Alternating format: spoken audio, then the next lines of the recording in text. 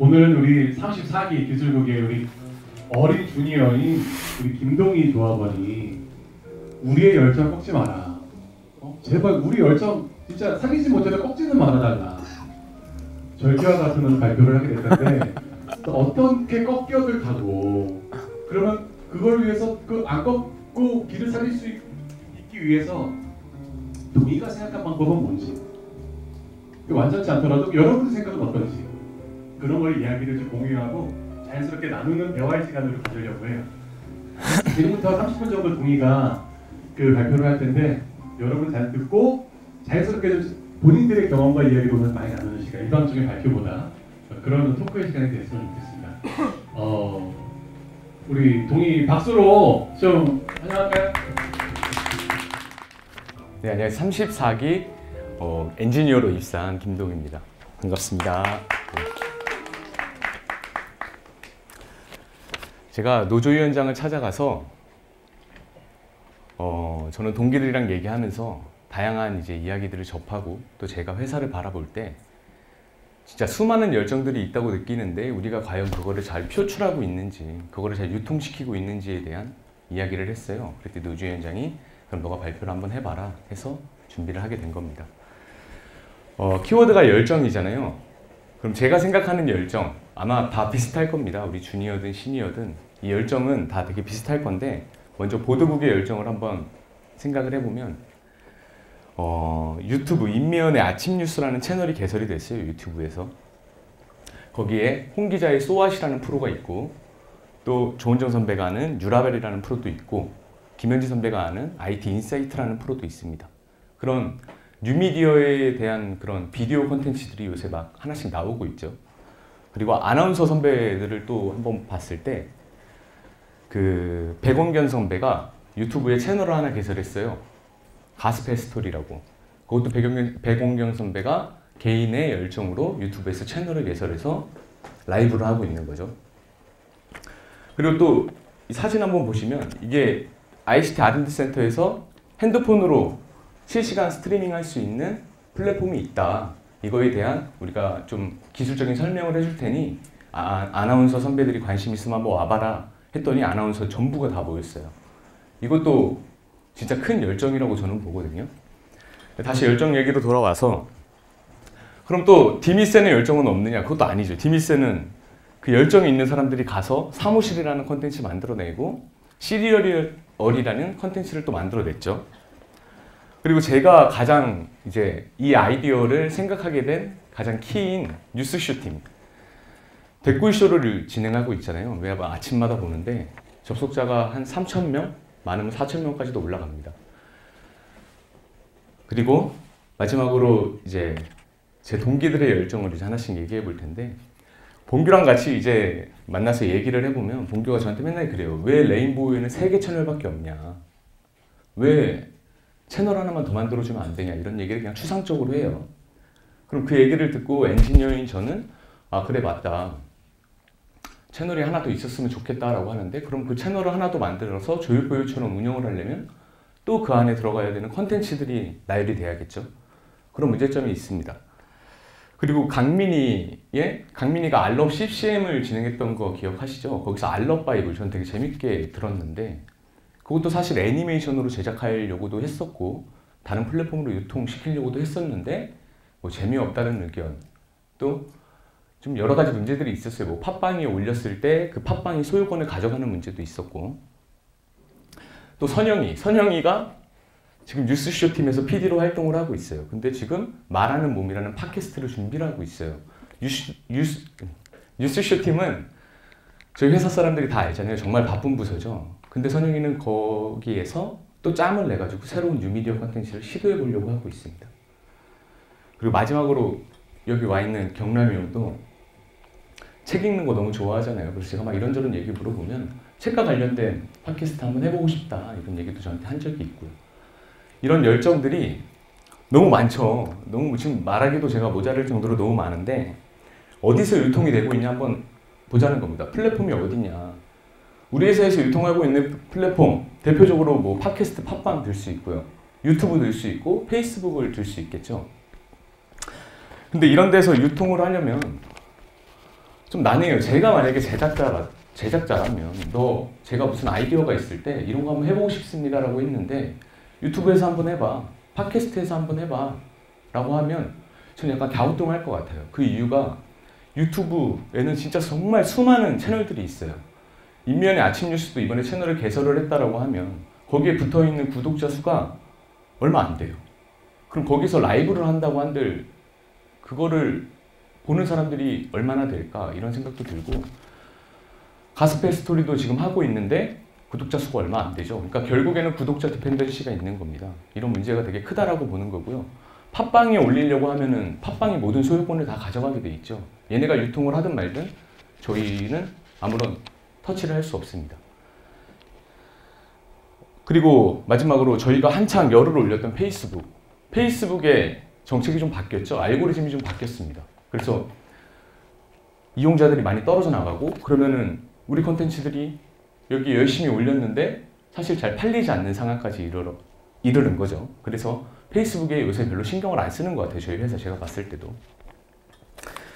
그래서 저는 이런 열정들을 그러면은 엔지니어로서 ICT에 근무하는 제가 지금 레인보우의 업데이트를 계속 조금씩 진행하고 있는데, 이런 엔지니어인 제가 어떻게 하면은 이 열정들을 좀 담아낼 수 있는 플랫폼으로 레인보우가 변할 수 있을까라는 생각을 한 겁니다. 제 위치에서요. 근데 지금 제가 이제 레인보우의 문제점과 그리고 제가 생각하는 넥스트 레인보우에 대해서 설명을 할 건데, 이거는 공식적인 입장이 아니라 저만의 아이디어니까 레인보우가 이렇게 변하면 어떡해 라고 걱정을 안 하셔도 됩니다. 네. 먼저 레인보우의 문제점을 제가 생각한 문제점입니다. 레인보우 들어오면 이렇게 음악 표준 조입 보유 카테고리 3개밖에 없습니다. 들어와서 누군가가 뭐 프로그램을 찾아서 듣거나 원하는 콘텐츠 일방적인 거죠. 그냥 방송, 우리 브로드캐스팅에서 하는 거를 그대로 가져와서 넣은 겁니다. 전송만 하고 있는 거죠. 다른 것도 그래요. 사실 KBS 콩 같은 경우가 제가 좀 원하는 UI로 바뀐 부분인데, 얘네는 채널이 엄청 많습니다. 한 7, 8개 정도 되는 채널이 있어서 이렇게 UI를 바꿀 수밖에 없었던 것 같은데, 뭐 이 친구들이 안 했다고 해서 저희도 안 할 이유는 없잖아요. 그래서 제가 생각을 한 거고, 개방성이 없다라고 생각을 한 건 뭐 누군가가 아이디어를 냈을 때 들어와서 방송할 수 있는 플랫폼은 아닙니다, 사실. 왜냐면 24시간 표준 조이 음악이 다 꽉 차 있으니까. 그리고 방송 시간도 제한이 돼 있죠. 댓글쇼가 9시 반까지 방송을 하는데 요새 김현정의 뉴스쇼는 7시 반부터 9시까지니까 이한철 프로가 끼어 들어와야 됩니다. 그럼 김현정의 뉴스쇼는 레인보우에서는 댓글쇼를 볼 수 없는 거죠, 사실. 구조상. 그리고 온리 라디오예요, 저희 플랫폼은. 라디오도 물론 제가 중요하지 않다라는 게 아닙니다. 근데 레인보우가 한 72만 정도의 사용자들이, 일평균 한 40만 명의 사용자들이 접속을 하는데, 라디오 플랫폼이 아니라 우리 정말 많은 콘텐츠를 하고 있다, 이런 열정들이 있다는 걸 좀 담아낼 수 있었으면 하는 겁니다. 또 하나의 문제점. 그럼 오디오 콘텐츠를 저희가 유통을 하는데, 그러면 오디오 콘텐츠를 편하게 들을 수 있는 플랫폼이냐? 또 그것도 아니거든요. 팟캐스트 접근하려면 요 석삼자 눌러야 됩니다. 그럼 이게 뜨죠? 팟캐스트 클릭하면 또 그 안에 채널로 분류가 돼 있어요. 그러면은 예를 들어 보드북에서 뭔가, 저는 가장 요새 좀 재미있게 보는 게 노브레이크 토크? 네, 그거 재밌게 보는데 어디에 들어가야 될지 되게 애매해요. 노브레이크 토크가 표준에 들어가야 되나? 노브레이크 토크는 그냥 노커 V에서 하는 하나의 컨텐츠인데, 이렇게 채널로 묶여 있으니까 뭔가 끼어 들어갈 공간이 없는 겁니다. 접근성도 상당히 나쁘고. 근데 일단은 뭐 고릴라나 미니 한번 보시면 이게 여기 버튼을 누르면 밖으로 빠져 있어요. 아예 얘네도 밖으로 빠져 있죠. 근데 뭐 얘네를 따라가자는 게 아니라 제가 생각한 아이디어를 이제 조금 설명을 드리도록 하겠습니다. 그럼 넥스트 레인보우가 어떻게 갔으면 좋겠냐. 이거 제가 디자인 실력이 없어서 되게 이렇게 허접하게 만들어 봤는데, 딱 2개로 나누는 겁니다. 하나는 실시간, 그리고 하나는 프로그램. 실시간 방송에는 현재 지금 이 시간에 방송되고 있는 거를 나열을 하는 겁니다. 아까 KBS UI처럼 김현정의 뉴스쇼, 그대와 연어 아침, 어메이징 그레이스, 이렇게 세로로 나열한 거는 이 다음 페이지에서 제가 왜 이렇게 세로로 나열하게 됐는지 설명을 드릴게요. 프로그램도 검색할 수 있어야 되고 추천, 인기, 그리고 저희의 모든 컨텐츠들이 나오게 됩니다. 먼저 세로로 배치한 이유는 이 실시간에 표준 FM 김현정의 뉴스쇼가 9시 10분이 됐을 때 댓글쇼로 바뀌어야 되고, 그러니까 9시가 됐을 때 댓글쇼로 바뀌어야죠. 그럼 9시 10분에 접속을 한 사람은 이렇게 보여줘야 된다는 겁니다. 그러면은 프로그램에 대한 유연성이 증가할 거라고 생각을 한 거죠. 선택인 겁니다. 사용자가 김현정의 뉴스쇼를 계속 듣고 싶으면 남아있는 거고요. 아니면 빠져나와서 그대 창가에 이한철을 들어야죠. 그렇게 생각을 했습니다. 그리고 두 번째, 프로그램을 이렇게 다 나열을 저희가 하잖아요. 그럼 이 프로그램을 올린 사람들이 나도 라이브를 하고 싶다. 저는 가장 좀 이 발표하기 전에 잠깐 봤던 게 노브레이크 토크. 그 노브레이크 뉴스가 라이브를 하고 싶어요. 그게 딱 라이브 하기 좋은 환경이라고 생각을 하거든요. 거기서 곱창 먹으면서 그 막 사이다 먹으면서 국회의원 모셔놓고 얘기하는 그런 토크쇼. 피드백을 받으면서 소통을 할 수 있는 그런 거 만약에 방송을 하고 싶다라고 하면 이런 채널들에 구애받지 않고 올라와야 된다라고 생각을 하는 겁니다. 열어놓자라는 거죠. 채널 개념을 좀 깨자는 겁니다. 그리고 이런 식으로 도입이 되면 지난주에 박초롱 선배가 발표를 했을 때 유저들이 뭘 좋아하는지 어떻게 아냐라는 질문이 나왔었어요. 유저들이 좋아할 만한 컨텐츠를 생산을 해야 되는데 유저들이 뭘 좋아하는지는 모르는 거죠. 뭐 좋은 예로 시리얼이 이번에 설문조사를 해가지고 유저들의 반응을 받긴 하더라고요. 근데 그거보다 만약에 레인보우 안에서 이 콘텐츠들이 유통이 된다면 이 사람은 뉴스쇼를 봤어요 어제. 그러면 시사를 좋아하는구나. 오늘 들어왔을 때 오늘 10시에 들어왔을 때 노브레이크 뉴스를 만약에 방송하고 있다면 시사를 위로 올려줘야 된다는 겁니다. 그리고 시사와 관련된 표준 FM을 올려주고요. 그리고 나머지 음악은 밑으로 좀 내려줘도 전혀 문제가 없을 거라고 생각을 하는 겁니다. 그리고 마찬가지로 프로그램에 들어갔을 때도 인기 프로그램, 추천 프로그램에 시사 관련된 프로그램들을 쫙 깔아주고요. 이게 한철 선배, 그러니까 저의 사수가 이런 데이터 분석을 계속 축적을 해오면서 이런 류의 기술들을 많이 갖게 됐습니다. 그래서 충분히 가능한 서비스입니다. 별로 어렵지 않습니다. 저런 서비스를 하는 게 저희도 맞춤형 서비스를 할 수 있는 거죠. 끝났습니다. 네. 제가 준비한 건 여기까지인데 사실 저는 이런 아이디어에 대해서 어떻게 생각을 하시는지, 그럼 현재 지금 레인보우가 이런 채널 3가지로 나뉜 방향으로 가는 게 맞는 건지 이런 거에 대한 의구심이 계속 들었고 우리 편성국, 보도국 그리고 다른 뭐 디미센 이런 선후배님들이 또 이런 열정이 있을 때 이런 식으로 만약에 바뀌면 표출을 할 수 있으니까 다 계속 이렇게 생각을 좀 해주십사 해서 이런 자리를 마련해 달라고 요청을 했습니다. 앞에 잠깐 돌려보면 이게 좀 이해 뭐 안 하는 분이 있을 것 같아요. 그러니까 하나 더 돌아볼게요. 하나 더. 그러니까는 원래는 지금은 시간으로만 가다가 이렇게 가면 9시 10분에 프로그램이 아니요, 실시간이. 실시간은 원래 9시 10분이면은 일로 넘어가는 거고. 그렇죠. 프로그램을 클릭하면 아닙니다. 그러니까 나만 바보야? 아니요. 죄송합니다. 다 내 생각일 거야. 아니야. 예, 그렇죠. 이게 그림으로 표현하기가 되게 너무 어려워서 현재 레인보우를 보시면 표준 FM을 듣고 있다라고 가정을 했을 때 김현정의 뉴스쇼가 끝나면 이한철께 자동으로 들어오잖아요. 김현정의 뉴스쇼는 들을 수 없어요. 더 이상. 나가서 유튜브로 봐야 돼요. 물론 유튜브 하지 말자는 거 아닙니다. 유튜브는 수익이 되기 때문에 당연히 유튜브도 해야죠.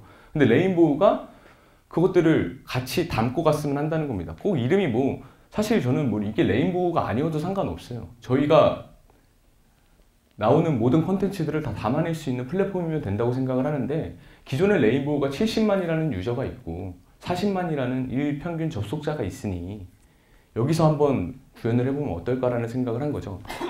이한철께 들어오는데 이한철께 들어오는 게 아니라 여기서 이 상태로 제가 김현정의 뉴스쇼를 듣고 있었습니다. 플레이어가 하나 떠 있겠죠, 위에. 이거 하단으로 내릴 수 있고요. 플레이어는 물론. 근데 9시가 됐는데 저는 김현정의 뉴스쇼를 듣고 있었으니까 9시 10분이 돼도 계속 김현정의 뉴스쇼의 프로그램인 댓글쇼를 계속 듣고 있어야 된다는 거죠. 근데 그때 창가 이한철이 그러면 안 나와야 되냐? 그게 아니라 이 프로그램들 중 하나로 들어와줘야 된다는 거죠. 네, 실시간 방송을 누구나가 할 수 있어야 된다고 보는 겁니다. 그 누구나는 일단 첫 번째는 저는 내부에 있는 누구나입니다. CBS에 역량 있는 선후배님들이 얼마든지 실을 수 있는 그럼 이렇게 되면 아침 종합 뉴스가 아침에 30분 나고 끝나는 게 아니라 그 조은정 기자의 맞아요. 뉴라벨이 네. 따로 여기서 하나의 프로그램처럼 정확합니다. 들어가서 할 수가 있다. 네. 그러면은 실시간 들을 수도 있고 나중에 다시 들을 수도 있다. 네. 영상도 입힐 수 있는 시스템이다. 네. 이걸 클릭했을 때 이 콘텐츠가 영상을 서비스하고 있으면 영상을 보시겠습니까? 라는 띠 하나만 띄워주면 됩니다. 그런 건 어렵지 않고 이게 오디오가 됐든 비디오가 됐든 뭐든지 서비스가 가능해야 된다고 보는 겁니다. 열정들이 있었을 때 이걸 유튜브에서 하면 인기가 있을지 없을지 잘 모르니까 구독자를 내가 많이 끌 수 있을지 없을지 모르잖아요. 그럼 여기서 파일럿처럼 그냥 한번 해보자는 거예요. 내가 시도해보고 별로면 내리면 되죠. 이게 사람들이 접속자 알 수 있으니까 다 데이터 분석 가능하니까 올려보고 별로면 내리고 잘 나가면 계속 하는 거고요. 그렇게 생각했습니다. 사실 이런 게 되려면 기술국장님이 와 계셔가지고 이제 말씀을 드리는 건데 기술국부터도 좀 스튜디오를 다 실시간을 스트리밍을 할 수 있게 다 바꿔 주셔야 된다라고 보는 거죠. 그래서 아무나 들어가서 거기서 방송할 수 있게 TV 부조도 비는 시간이 있잖아요. 거기서 공개월 사용해가지고 얼마든지 재밌는 프로그램 만들 수 있게 기획을 해볼 수 있게 그런 환경을 좀 갖춰 나가야 된다라고 보는 겁니다. 기술국과 ICT 이런 플랫폼들이 준비가 다 된 상태에서 들어와서 노세요라고 하면 안 넣을 이유가 없다라고 생각을 하거든요. 기존 편성 말고 네. 새로운 프로그램이 뜨는 거. 네. 그러니까 근데 백불쇼 같은 경우에는 매일 오전 9시라는 편성의 개념이 있고. 네, 맞습니다. 근데 노크가 만약에 뜬다. 네. 그러면 그건 편성의 개념은 아니고 그냥 그거 할 때 간헐적으로 언젠가. 네. 그렇게 뜨는 거죠. 네, 그렇죠. 그러면은 우리가 그 레인보우를 보고 있는 사람이 하필 보고 있을 때 뜨면은 클릭이 되는.